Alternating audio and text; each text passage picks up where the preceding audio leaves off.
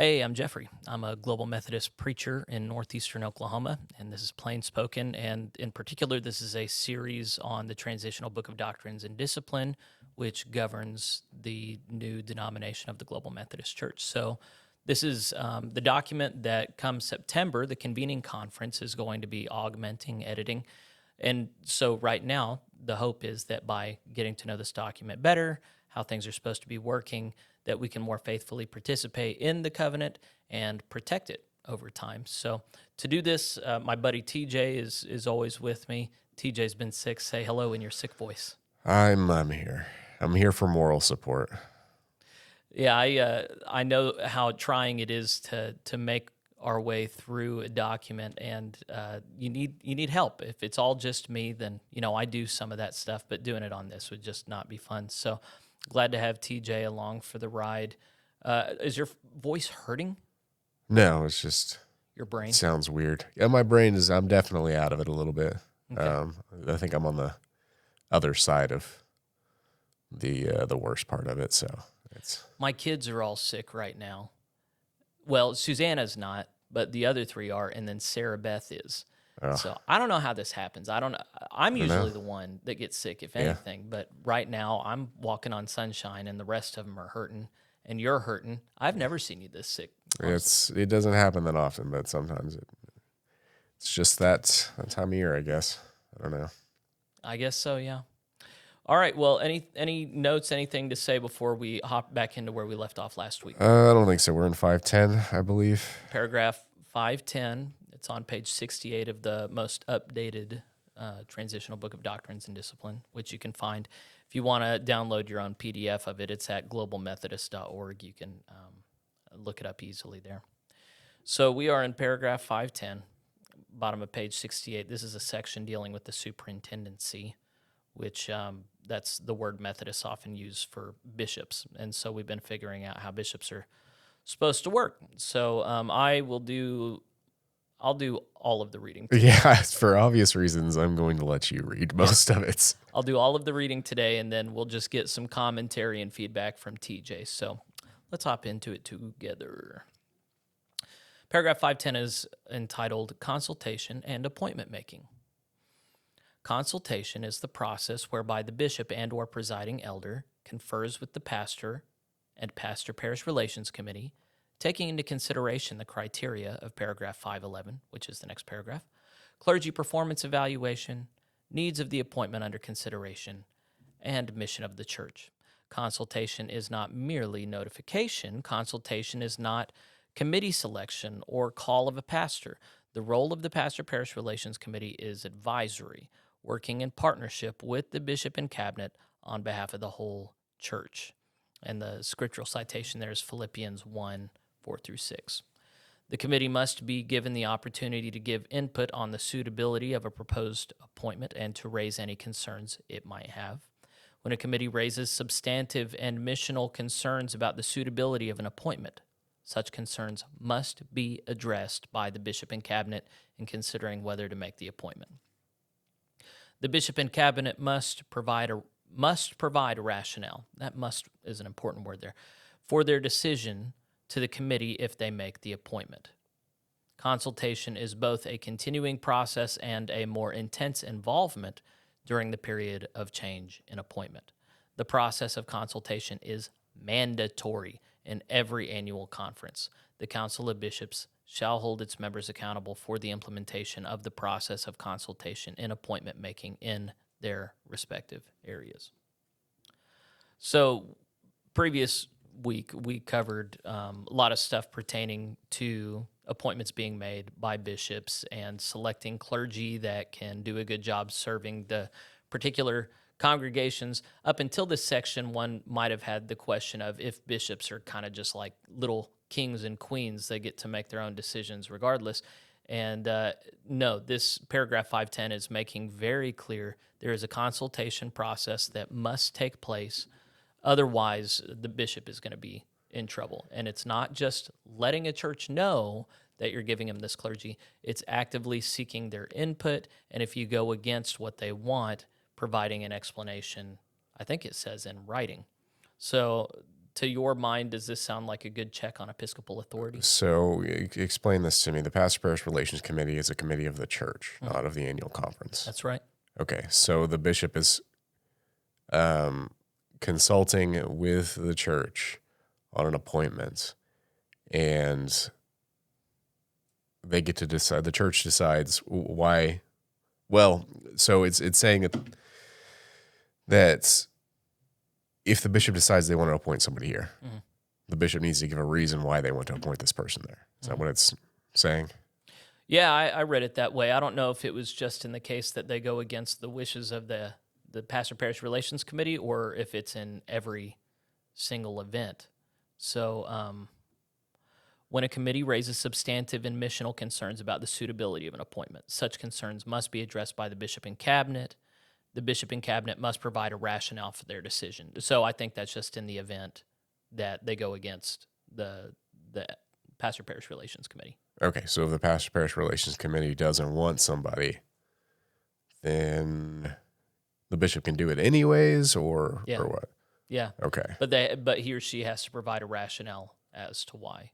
Now, of course, we always have to remember Global Methodist Church doesn't hold trust clause over the real estate. So if this is such a heinous and terrible decision, then they can just leave. Yeah. But if it's just kind of a, well, maybe, write it out situation, there are probably not going to be many situations where a bishop makes an appointment that a church doesn't want. Right. So other than the obvious there not being a trust clause thing and they can just leave, what is the difference between this and the United Methodist Church? In the United Methodist Church, there is a consultation process, but it's not nearly as musty. They're not, there must be, this is mandatory. It's, and it's not defined. So here the language has been defined as it's not just letting them know, it's not just committee work, there's an actual exchange going on here, and it's mandatory. So in the United Methodist Church, they've put some stuff in about consultation that makes it sound more amenable to the local church. This was a sticking point in North Georgia. They had a big church. I want to say it was called Sugarland or Sugarloaf. No, Mount Bethel is what it was called. And the bishop notified them that she was changing their head pastor. There was no consultation process. They had like 2 weeks to get ready for the new clergy, and they said no, and it turned into a big lawsuit where they ended up losing money. So here the GMC is making clear we're not going to have another situation like this. There's going to be a consultation process. We're going to take into consideration very seriously the local church, and in the event that we go against the wishes of the local church, we will give you an explanation, and if you don't like it, we are not holding anything over your head. You can leave. So it's much more, amenable to the local church. Fair enough. Yeah. I looked up that Philippians 1:4-6 reference that it had here right after the role of the PPRC is advisory, working in partnership with the bishop and cabinet on behalf of the whole church. That scripture is, in all my prayers for you, I always pray with joy because of your partnership in the gospel from the first day until now, being confident of this, that he who began a good work in you will carry it on to completion until the day of Christ Jesus. I think the only thing it was picking on in that is that they're cooperating, that there's a partnership in the gospel. Right. Okay, so there's a partnership. Let's reference that scripture. Yeah, there's a scripture about working together. There's a partnership. Yeah, we're going to have a partnership between the bishop and the PPRC. Okay. All right, paragraph 511, criteria for appointments. Appointments during the period preceding the convening conference must take into account the unique needs of a change, the community context, and also the gifts and evidence of God's grace of a particular pastor. To assist bishops, cabinets, pastors, and congregations to achieve an effective match of charges and pastors, criteria must be developed and analyzed in each instance and then shared with pastors and congregations. So there are three different bodies: the congregations, the pastors, and the missional setting. All three of these it's going to speak to. Point one is congregations. The presiding elder shall develop with the pastor and the pastor parish relations committee of each church a profile that reflects the needs, characteristics, and opportunities for mission of the congregation consistent with the Global Methodist Church's mission statement. These profiles shall be reviewed and updated prior to an appointment being made. This is, of course, something that the United Methodist Church had as well. There was a mandatory yearly process where local churches had to fill out church profiles. The clergy had to fill out clergy profiles, and then there was statistical reporting as well, and that was supposed to be kept on file and considered by the district superintendent and the bishop for this purpose. Okay, so the church has to fill out a profile on itself. Yep. The council. A pastor has to fill out a profile on themselves. Yep.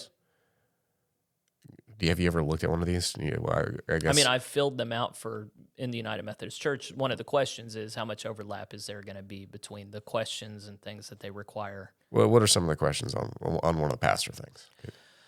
Oh, they'll want us to do an assessment of, am I taking enough time off? Am I maintaining my physical health? Am I enjoying my appointment? Where am I growing? Where am I stagnant? Just kind of assessing one's performance. Interesting. I don't know how I feel about self-reported data. Well, ideally, both of those reports can balance each other out. So if there's a real dysfunctional church, then the clergy can report that in their form. If there's a real dysfunctional clergy, church can report that out on their form. But it's a lot of where as the clergy, what are you particularly gifted at? What other appointments would you do well at? Are you wanting to leave your appointment right now, or would you rather stay? How strongly do you feel about it? I mean, it's provided that they're actually consulting it. It's actually a really useful thing to do. The problem is when what a lot of people sensed in the United Methodist Church, or at least the region that we're in, is they're not reading these. They're not consulting these and pray. They have an opening. They look at who's free. They try and stick a person in there. If it doesn't work, they just put another person in there.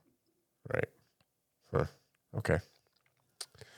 Let's look at the pastor profile. Pastors, the presiding elder shall develop with the pastor a profile reflecting the pastor's gifts, evidence of God's grace, professional experience and expectations, and also the needs and concerns of the pastor's spouse and family. These profiles shall be reviewed and updated prior to an appointment being made. Shall be. I wonder if there's a difference between shall and must in a legal sense. I guess I just realized that that's with the district superintendent that they're doing those. Mm-hmm. So that I feel like that's better if the pastor and the district superintendent are getting together and doing a report on the pastor or whatever. Oh, sure. That makes more sense than the pastor just doing it by themselves. Well, the third thing I'm assuming is because pastors have a way of being insular, local church communities have a way of being insular, but the whole point of the local church is as a mission outpost to the community around it. So the third part is missional setting. The presiding elders should develop community profiles with the pastor and the pastor-parish relations committee. Sources of information for these profiles could include neighborhood surveys, local, state, and national census data, information from the annual conference, and research data. Profiles should be reviewed and updated prior to an appointment being made. So the expectation is that for one reason or another, a bishop or cabinet discerns that there needs to be a shakeup.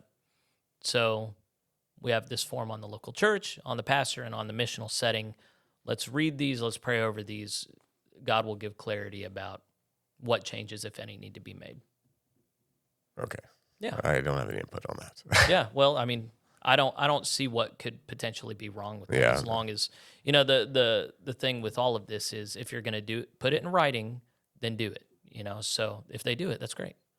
Are these? I assume these are going to be able to be accessed by. Who are they actually? Who could get a hold of these in the United Methodist Church? Could somebody from the congregation just get a hold of one of these, or does it have to be like? It has to be a district superintendent that can only see him, or a bishop that can only see him. Yeah, the problem with the laity in the United Methodist Church is they usually aren't even asking for him. Right. If they did ask for him, then it depends on who their pastor or DS is, whether or not they would share it with them. Because, a lot of churches don't even give financial information to the people. if they ask. So, I mean, it's a cultural thing of secrecy, but typically these files will only be accessed by people on the cabinet in the annual conference. So that's the bishop and district superintendents generally. Gotcha. Ready to move on? Yeah. Paragraph 512, clergy effectiveness and appointment, and not insurance, assurance. So in the United Methodist Church, there is a guaranteed appointment for all ordained clergy. Right. Unless charges have been brought against you, you are entitled to a charge. There's not that in the GMC, right? Well, that's what We're this getting is ready about. to find out. Okay. Clergy are one of the vital resources of the Global Methodist Church that the Global Methodist Church has to make disciples of Jesus Christ and spread scriptural holiness across the land. To carry out our God-given mission, clergy must be effective in their leadership and ministry. Accordingly, within the GMC, neither elders nor deacons shall have the right to a guaranteed appointment. If a bishop chooses not to appoint a clergy person, the bishop must provide a written rationale for that decision to the individual involved. Clergy are free to seek an appointment in an annual conference other than their own. Deacons and elders who are not under a current appointment shall be considered inactive. And it has references there if you don't know what that means. Okay. So it's not guaranteed. Not at all. And they've directly linked that to concerns for effectiveness because it's acknowledging that some clergy might start off effective and then get ineffective. But the thing I find interesting here is, in a lot of employment situations, I remember I worked at a restaurant. This happened at 2 restaurants I worked at in Conway, Arkansas. They decided they didn't like an employee. They'd keep their name on the rotation list, but they just wouldn't sign them up for any rotations. So you don't come get in any week shifts. after week. Yeah. And that's a cruel way to do things. So here the bishop is going to intentionally not appoint someone, and he or she has to put in writing why that is. Okay. But they're allowed to go and find another church. Like they're able to like look for one and Yeah. Here it makes clear, as long as there's not complaints against you or something, yeah. you can seek employment at a different annual conference. Yeah. Right. Okay. Paragraph 513 then. 513. Frequency of appointments. While the bishop shall report all pastoral appointments to each regular session of an annual conference, appointments to charges may be made at any time deemed advisable by the bishop and cabinet. Appointments are made with the expectation that the length of pastorate shall respond to the long-term pastoral needs of charges, communities, and pastors. The bishop and cabinet should work together toward multi-year rather than annual local church appointments to facilitate a more effective ministry. This is a huge change. Yeah, this is the opposite of what the UMC does. So the UMC is going this direction after much protesting for decades. Really ever since the beginning of the Methodist movement, local churches and clergy have not liked itinerancy. It requires continual change, revolution, upending. Right. It's much easier on congregations and clergy to stay in place, have a long-term appointment.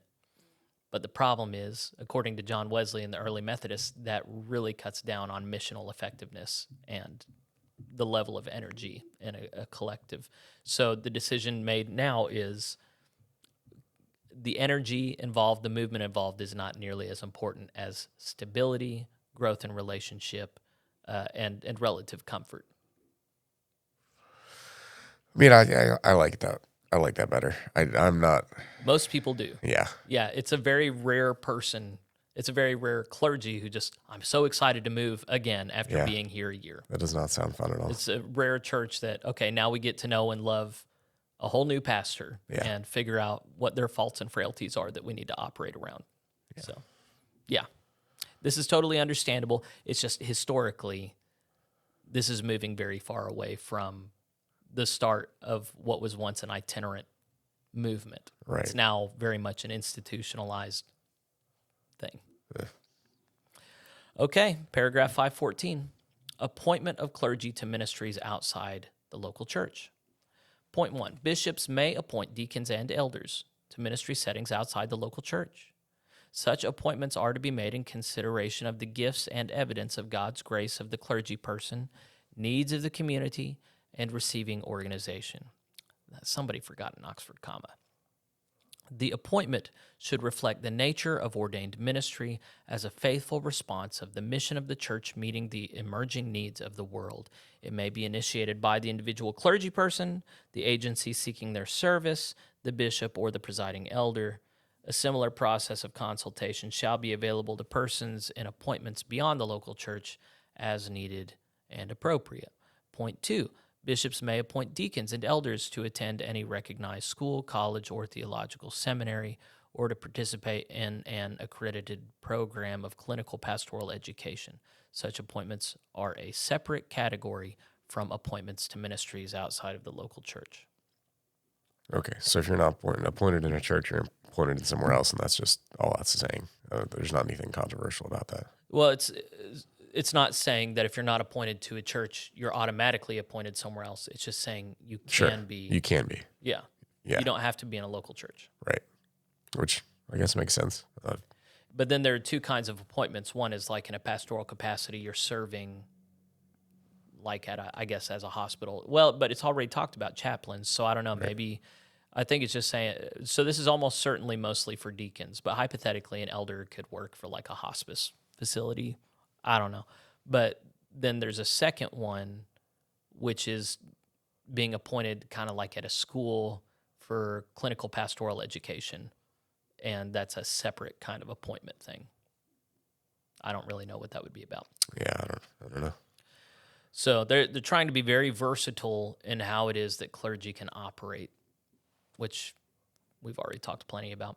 All right, let's go to section 4, assignment of bishops. This will interest a lot of people when we're looking at bishops potentially being ineffective or brought up on charges. I think later sections deal with being brought up on charges, but this is going to deal with concerns about bishops that need to be removed. Paragraph 515. Provisions for episcopal areas. The Transitional Leadership Council shall determine the number of interim bishops based on missional potential with consideration given to the following criteria. Those 5 criteria. 1, the number of charge conferences and the number of active clergy in episcopal areas. 2, the geographic size of episcopal areas measured by the square miles or square kilometers, and the numbers of the time zones and nations. Look at them being global. Point 3, criteria 3, the structure of episcopal areas measured by the number of annual conferences and the overall church membership in all annual, provisional, annual missionary conferences and missions in episcopal areas. Criteria 4, the existing pattern of superintendency. And point 5, the number of bishops transferring into the Global Methodist Church who are available for assignment. I think all this is doing is just saying, look at all the things when you make this decision. Right. Which, sure. Yep. You'd be really stupid if you didn't. Yeah. So, yeah, but the TLC is going to review these things before they decide. Let's do paragraph 516 on interim bishops. Point 1, transferring bishops. The reason it's saying interim is because it's acknowledging the need for a convening conference before a permanent structure is set up. So it's just saying, in the meantime, before the convening conference, this is how we're going to do things. What is there, only like 3 or 4 bishops right now? Active bishops, there's only 2 to my knowledge, Scott Jones and Mark Webb. And then there are a number of, I think we have 4 bishop emeriti. Okay. Emeritus. Right, yeah. But those are not, the bishop emeritus is not, they do things for the church, but it's kind of like whatever, whenever. They don't have like a constant load upon them, an area that they're attending upon. Yeah. Okay. All right. Back to paragraph 516. A bishop of the United Methodist Church or other autonomous Methodist church may join the Global Methodist Church by clergy transfer.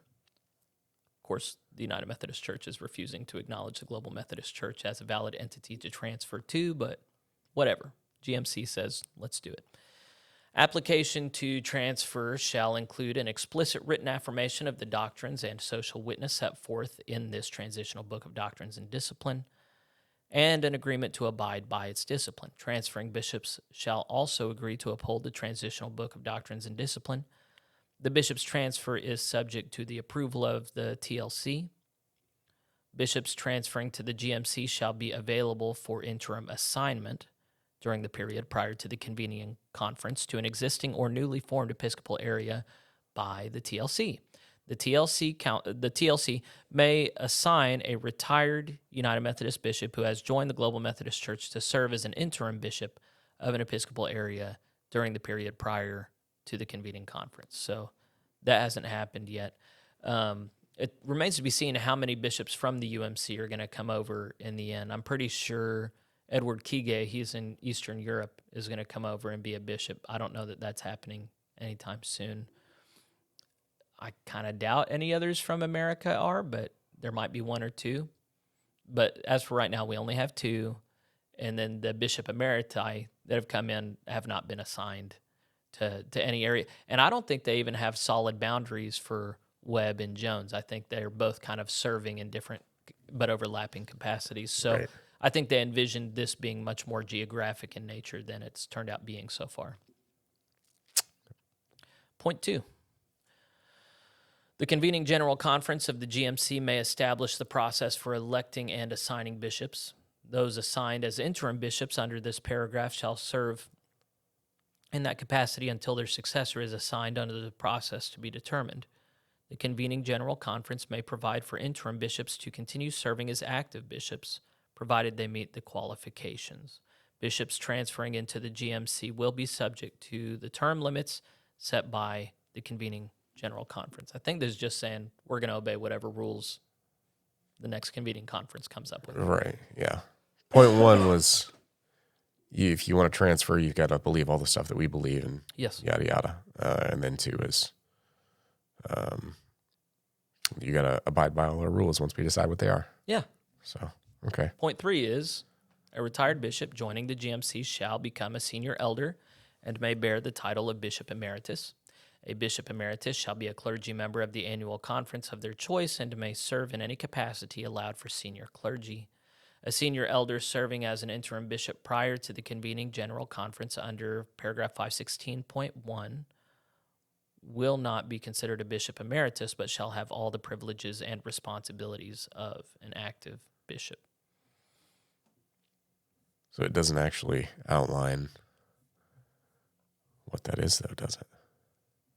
So you can be a bishop emeritus, but what is a bishop emeritus? Yeah, that kind of confused me. A senior elder serving as an interim bishop prior to the convening conference will not be considered a bishop emeritus, but a retired bishop joining the GMC. Is that the difference? They're retired before they come in? I guess. That's A retired bishop coming in and serving as bishop emeritus. Okay. Yeah, for some reason that phrasing was really confusing me. All right, paragraph 517. Vacancy in the office of bishop. A vacancy in the office of bishop may occur due to death, transition to senior status, resignation, administrative or judicial procedure, leave of absence, or medical leave. In case the assignment of a bishop to residential supervision of an episcopal area is terminated by any of the above causes, the vacancy shall be filled under the provisions of paragraph 516.1 by the Transitional Leadership Council from among active bishops or bishops emeriti. If an episcopal area lacks a bishop and none are available to be assigned to that area, the Transitional Leadership Council may appoint a president pro tempore who is an elder given responsibility for supervisory oversight of a geographical area until bishop is assigned to oversee that area. So is this the first time where we've seen President pro tempore mentioned? I think there were a couple of other ones before, but it hasn't really been. It just kind of mentions it. It doesn't really actually outline it. Yeah. I'm pretty sure. Do a search real quick. I was wanting to say it was 19, but I don't see it in 19. And just do a word search and let me know. But I'm thinking this was what President pro tempores were originally envisioned to be. They seem to have anticipated that there would be more bishops to work with. But what has actually turned out to be the case is we only have 2 active bishops, but you have a president pro tempore for every annual conference. And so, I mean, I don't know how they would have foreseen this exactly. Truth be told, I like it. I'm imagining a future system of administrators alongside spiritual leaders that are working collaboratively, but they have two different jobs. As we've talked more about bishops, I haven't liked the idea of bishops doing both things together. I like the idea of separating these things out, and of having fewer bishops than presidents pro tempore. All right, did you find if it's mentioned any more before that, There's 9 matches in here. or any before paragraph 518? This one's in 509. Okay, so we covered it recently, and I just forgot. Considerations for appointments. It just says an appointment is finalized only when the bishop has fixed the appointments. The president pro tempore shall complete and submit the pastoral appointment for form to the general church staff within 3 days of the pastoral appointment being fixed. Yeah, the vision of the president pro tempore from the beginning here in this book of Doctrines and Discipline, I believe, is administrative only. And so it seems to me that their role has gotten a lot bigger than what was originally envisioned as is required. So I like it. Any other thoughts on president pro tempore before we move on? No, I just that one's just hey, we've got a vacancy. Yeah. In the bishop with a bishop. If we don't have another bishop, you can put a retired bishop in there or president pro tempore. It's like, okay, good. Okay. Yeah. Whatever. You got to call him something.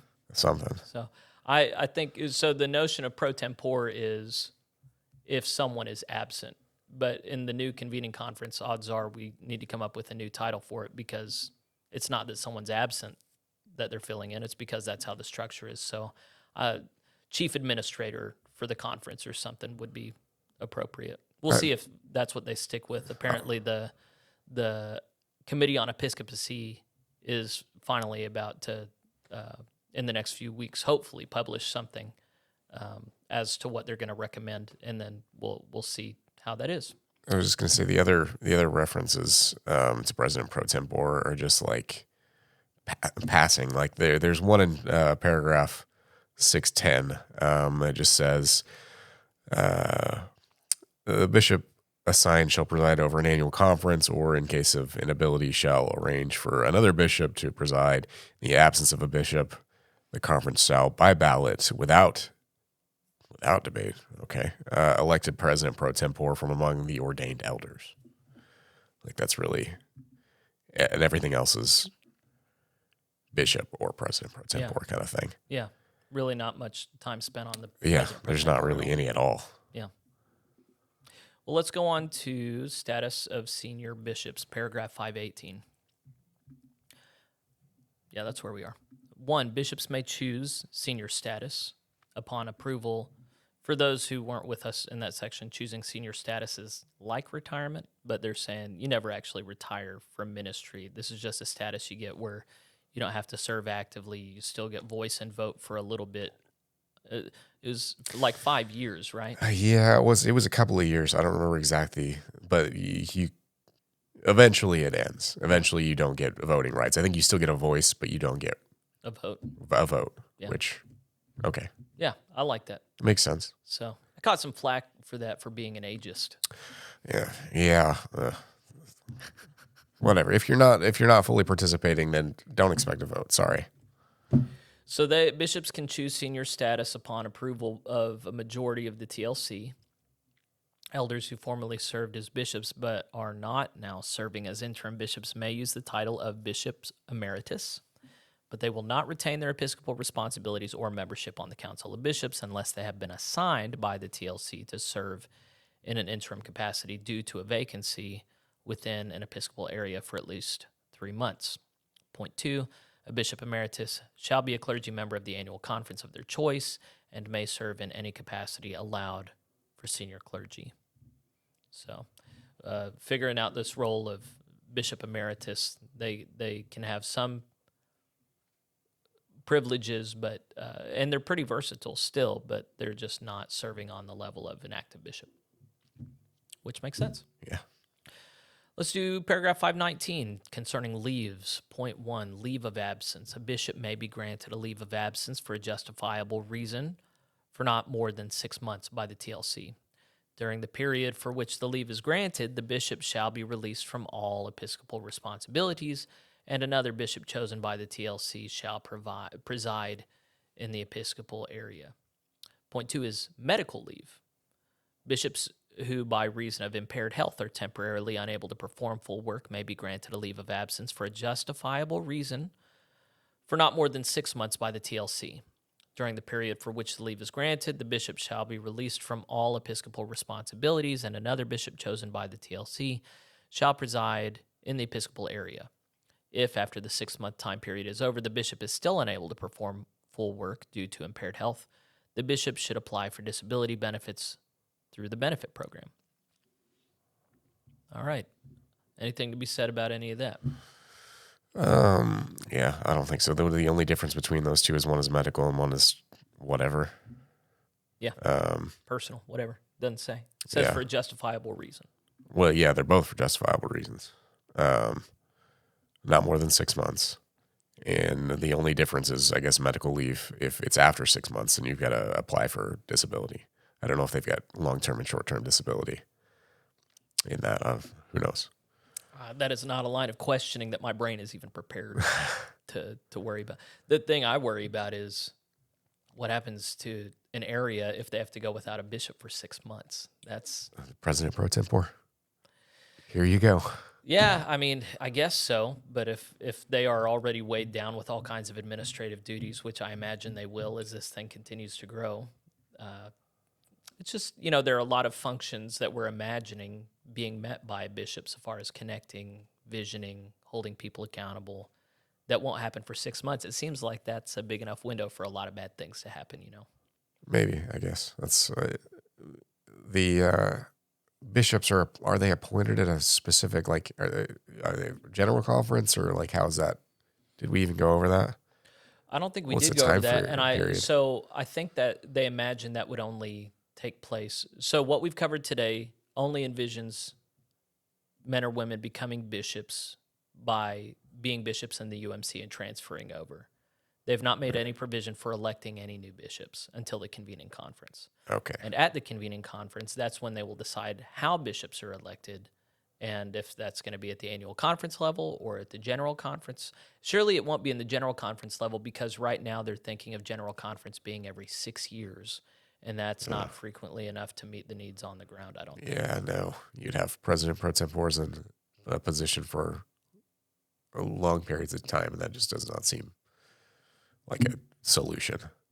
And I'm not familiar with, so in the United Methodist Church, you have the jurisdictional conference level. You have groups of 6 to 8 annual conferences that get together, I want to say every 2 years. I could be wrong. 2 or 4 years. I think that, I really don't remember, but that's where they nominate and elect bishops to fill those needs. But I don't recall anyone in the GMC talking about creating that intermediate level between the annual conference and the general conference. Like a jurisdictional conference, that just, yeah. Yeah, I don't just think the seems GMC is unnecessary. going to do that. So, It just seems overly complicated. Just do it at the annual level and stop. well, but if bishops don't correspond to an annual conference, which was one of the things that we were looking at last time, like if they're responsible for a group of 4 or 5 annual conferences, then how do you figure out? We'll soon learn. The Episcopacy Committee is going to make a recommendation, but I'm all for making it simple. Just don't make it complicated. make it real simple. Just put me in charge. Just let me decide. Oh, yeah. I will look at it myself. Everybody can just accept my decision, right? Streamline this. All right. Paragraph 520, complaints against bishops. Point 1, Episcopal leadership in the GMC shares with all other ordained persons in the sacred trust of their ordination. The ministry of bishops as set forth in the Transitional Book of Doctrines and Discipline also flows from the Scriptures. Whenever a bishop violates this trust or is unable to fulfill appropriate responsibilities, continuation in the episcopal office shall be subject to review. This review shall have as its primary purpose a just resolution of any violations of this sacred trust in the hope that God's work of justice, reconciliation, and healing may be realized. For people who have followed along with United Methodist politics. For a long time, just resolution is like a dirty word because that's something that exists outside of the judicial process, and where someone who can be guilty of something can just say behind closed doors, I'm sorry, or put something in writing. It can all be dismissed. They don't have to answer for their crimes. Right. And then nobody knows about it because it's all secret. Yep. Yeah. Yep. So Ridiculous. the fact that this is in here, hopefully it's going to be utilized differently, but it just sends alarm bells in my head of, oh, we're going to have more people who betray our trust and don't have to answer for it because it's overseen. Yeah, it really just depends on who's overseeing the process. Are the bishops really going to be aimed at defending the discipline? Pray God, yes. So, point 2, any complaint concerning the effectiveness, competence, or one or more of the offenses listed in the Transitional Book of Doctrines and Discipline shall be submitted to the chair of the TLC. A complaint is a written statement claiming misconduct, unsatisfactory performance of ministerial duties, or one or more of the listed offenses. I think the key thing there was if you have a complaint, submit it to the chair of the TLC. Yeah, the TLC, that's not going to be something that continues after the... I think it is. I think it's going to be called something else because it's not going to be transitional anymore. Right. But there is going to be an administrative body that makes executive decisions between general conferences. Interesting. I guess we'll find out.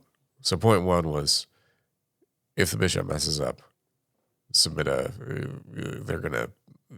somebody's going to review it. And I guess those people would be the Transitional Leadership Council.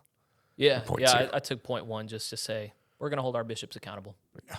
All right, point 3.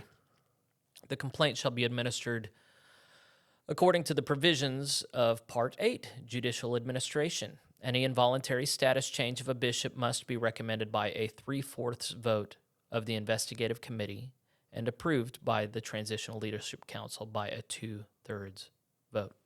Okay, so obviously we're not appointed. We're not a Part 8 yet. We're only a Part 5. So there's a Transitional Leadership Council and an investigative committee. So they're going to create a committee to investigate this. Yeah, so that's going to be in Part 8. It talks about judicial procedure, and I'll talk about establishing that committee. And then both the committee and the TLC have to sign off on a change that's made against the wishes of the bishop. Okay. Let's see if we can do Section 5. It's just one paragraph, paragraph 521. And then we're done with Part 5. Well, yeah, we just finished Part 4, and now we're about to knock out Part 5 in like 4 minutes. It's entitled The Council of Bishops. Point 1, bishops, although assigned to serve an episcopal area, are general superintendents of the whole church. As all ordained ministers are first elected into membership of an annual conference and subsequently appointed to pastoral charges, so bishops become, through their election, members first of the Council of Bishops before they are subsequently assigned to areas of service. By virtue of their election and consecration, bishops are members of the Council of Bishops and are bound in special covenant with all other bishops. In keeping with this covenant, bishops fulfill their servant leadership and express their mutual accountability, the development and continuing well-being of its members. No, I skipped a line. I'm so sorry. The Council of Bishops is a faith community of mutual trust and concern responsible for the faith development and continuing well-being of its members. There we go. That makes sense. Prior to the convening general conference of the GMC, interim bishops may begin to meet digitally or in person as an interim council of bishops to provide mutual support and to share best practices, but the council shall have no other responsibilities. Anything to say? So there is a council of bishops, but they're basically just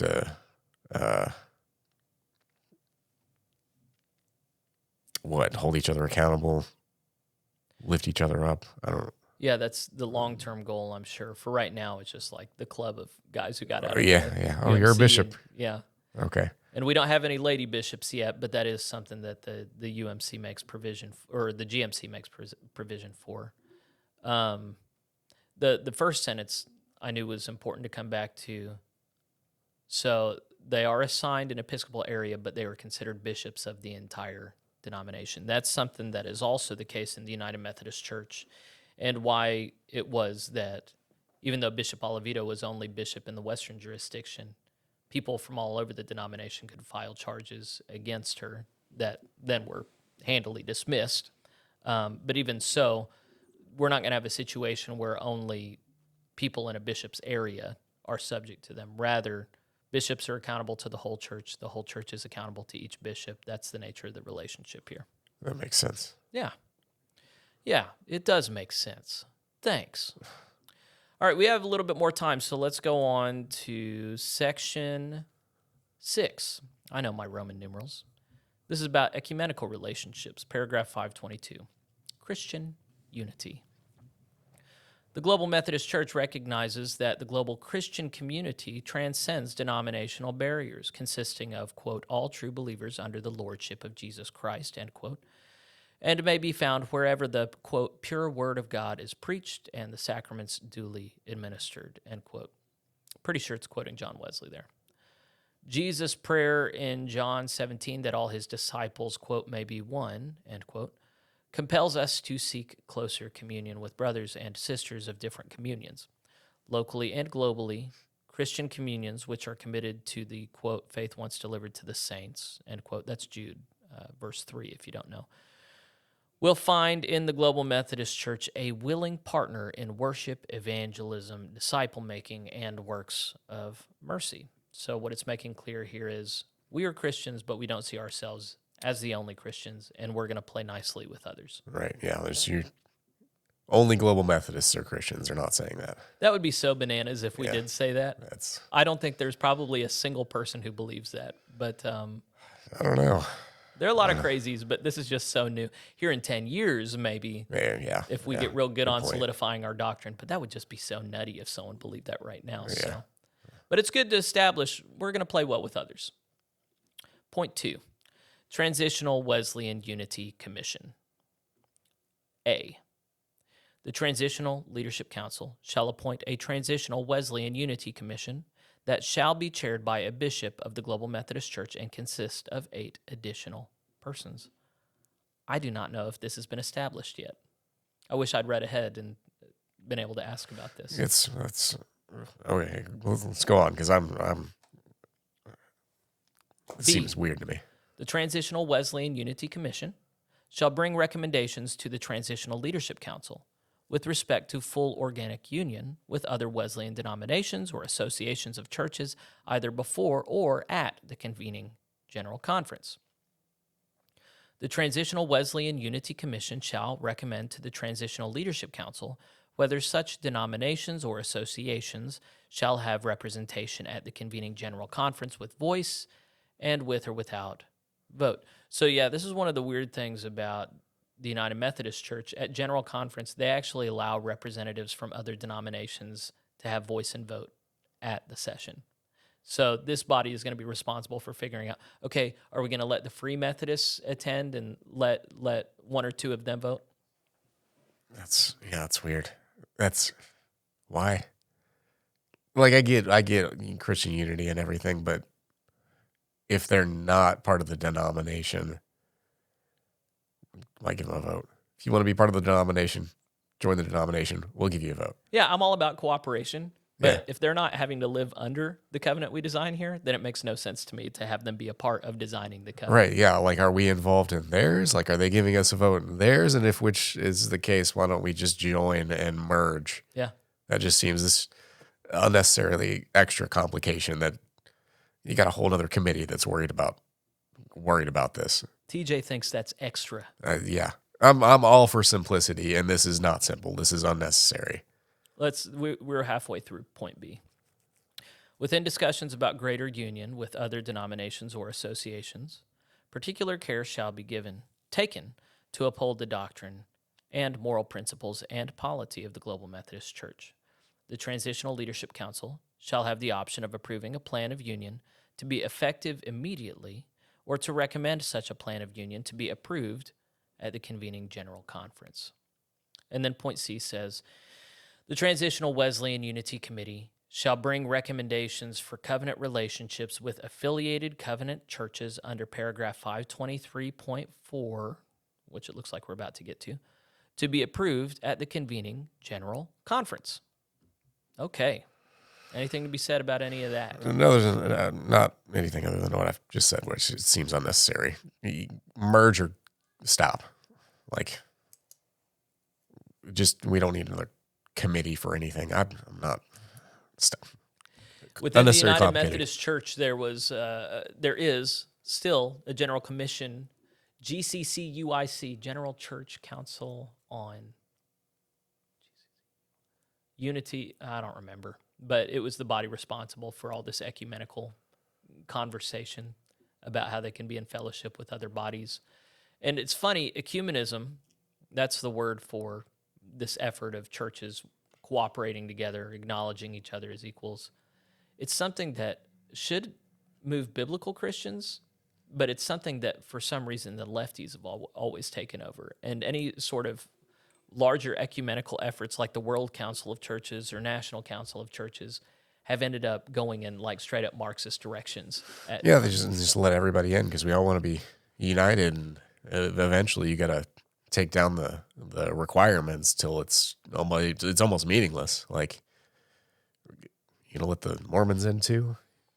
Unity, Christian unity. Yeah, it's weird. Well, I'm not equipped enough to talk about that, but it's just weird the ways in which it's simultaneously really snobby and focused on doctrine, and then also really accepting of stuff that. Yeah. Well, I mean, it's oriented by leftist values, so that I need to stop talking. Let's do one more paragraph. Oh my gosh, that's the last paragraph. I thought we were done. Let's finish this is the last part one. 5. Okay, that's great. Be done with part 5. Okay, all right, here we go. Paragraph 523, other Wesleyan denominations. Point 1, in addition to wider ecumenical and interchurch cooperation, the Global Methodist Church has a particular interest in fostering greater unity with other Wesleyan and Methodist groups which share a common heritage of theology, history, and polity. Unity among the spiritual heirs of John Wesley is a profound hope and desire of the Global Methodist Church, rooted in our heritage as a connectional movement, linking congregations and conferences in cooperative ministry and mutual encouragement. Closer relationships with other Wesleyan groups provide increased opportunities for global mission and evangelism, enrichment in our understanding and practice of ministry, and the sharing of resources and expertise. Point 2, World Methodist Council. Founded in the 19th century by predecessor denominations of the Global Methodist Church, the World Methodist Council has been an effective forum for the development of trans-Methodist fellowship and cooperative ministry. Following its legal formation, the Global Methodist Church will apply for formal membership in the World Methodist Conference. I actually don't know if we've done that yet. If we've been granted membership, I'm unaware of it. I'm curious as to who is part of this World Methodist Council. Yeah, you know off the top of your head? I'm pretty sure the Free Methodists are. I'm pretty sure, well, the United Methodists. Yeah, like everybody. So United Methodists are. You think that's gonna go over well? Oh yeah. I think there's going to be like a massive global defection from the United Methodist Church, like deferring to the United Methodist Church to actually deferring to the Global Methodist Church as like the hegemon. So, are you looking up the membership? Yeah, I'm trying to see if they've got a list of who's actually on this. Okay. They've got a president, a general secretary. Yeah, keep looking. I'm going to read point 3. Other trans-Methodist bodies. The Transitional Wesleyan Unity Commission, that's what was established in the previous paragraph, is charged with exploring the advisability of membership of the Global Methodist Church and other trans-Methodist organizations, such as the Asian Methodist Council, European Methodist Council, Global Wesleyan Alliance, or Pan-Methodist Commission. I wasn't even aware those were things. Did you find the constituent groups? I did for North America because it's got a list of different ones. But in North America, it looks like they've got the Church of the Nazarene, yep, the Wesleyan Church, okay, the Free Methodist Church, yep, the United Methodist Church, the AME Church, AME Zion Church, yes, Christian Methodist Episcopal Church, Methodist Church in the Caribbean and the Americas, nice, Autonomous Methodist Denomination, and then United/Uniting Denominations, whatever that is. Yeah, I can't say. Yeah, so that's, hold on, does it actually say on here? No, it doesn't.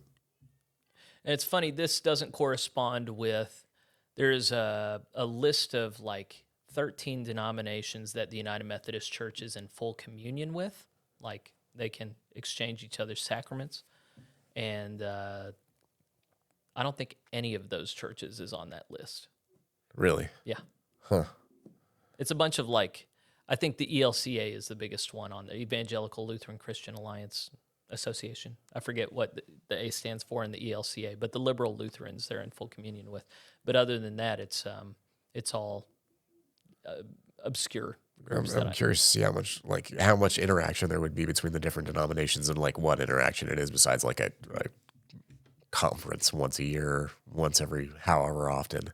It felt, whenever I did this research like a year ago, it felt to me like they had just cobbled it together like 15 years ago and then not added to it or done anything about it. Just like, hey, we're a part of this group.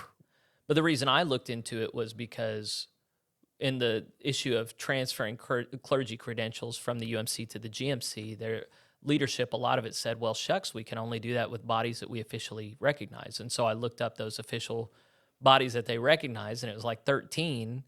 And we have, or the UMC has, all kinds of cooperatives with other denominations that are not on that list. So it just felt really sloppy and contrived. Yeah, that's kind of how it comes off to me.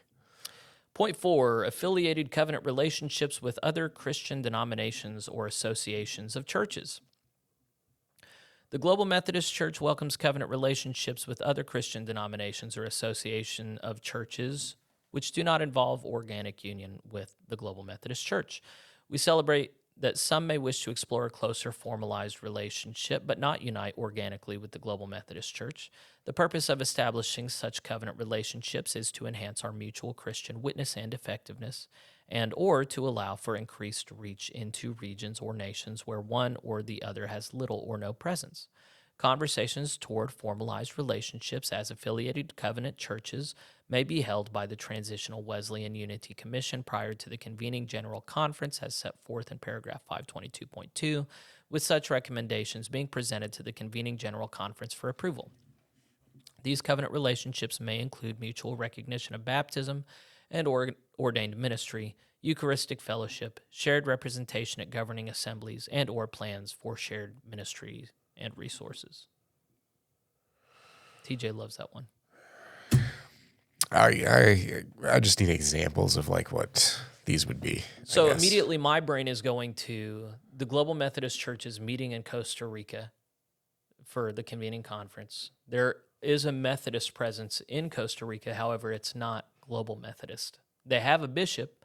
And so when they announced the convening conference to be in Costa Rica, they had the Methodist bishop of that region make a formal statement, an invitation, but they're not joining up with the Global Methodist Church, at least not yet. But there is some kind of collaborative, collective effort on the part of our two Methodist groups to make this thing happen. Okay. And they just need a thing in the Book of Discipline that says, hey, we can do this.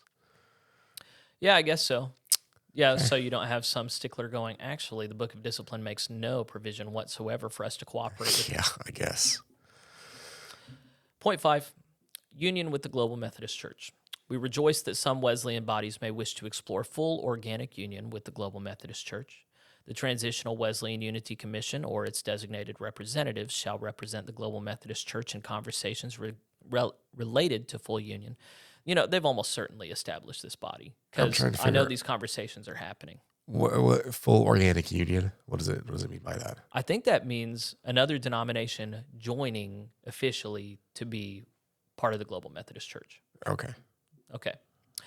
Prior to convening General Conference, such plans of union may be approved by the TLC or maybe, so maybe the TLC is doing this, or may be recommended for approval to the convening General Conference. Such plans of union shall include 1, a statement of vision or a preferred future, 2, a statement on doctrinal and theological alignment, and 3, a plan for integration of ministries, including evidence of consultation with all regional conferences directly affected by the plan of union. So it has a point A and point B under this. Point A, Plans which do not require alterations to the transitional book of doctrines and discipline of the Global Methodist Church shall be ratified by a simple majority vote of the Transitional Leadership Council prior to the convening General Conference and become immediately effective. The other Wesleyan body shall have voted to dissolve its own governance structure to become effective upon ratification of the Plan of Union by the Transitional Leadership Council. Point B says, plans which require alterations to the Transitional Book of Doctrines and Discipline of the Global Methodist Church shall require a 3/4 majority vote by the convening General Conference for ratification. So there are going to be other denominational bodies that are interested in joining with us. Some of them, it'll be an unconditional, hey, we're just going to give up on our project. It was a good project. We want to join you guys. You've got a good setup. Just let us in. We're going to take yours. Yeah. So A is going to be, we want to take yours, and then the Transitional Leadership Council just votes on it. Right.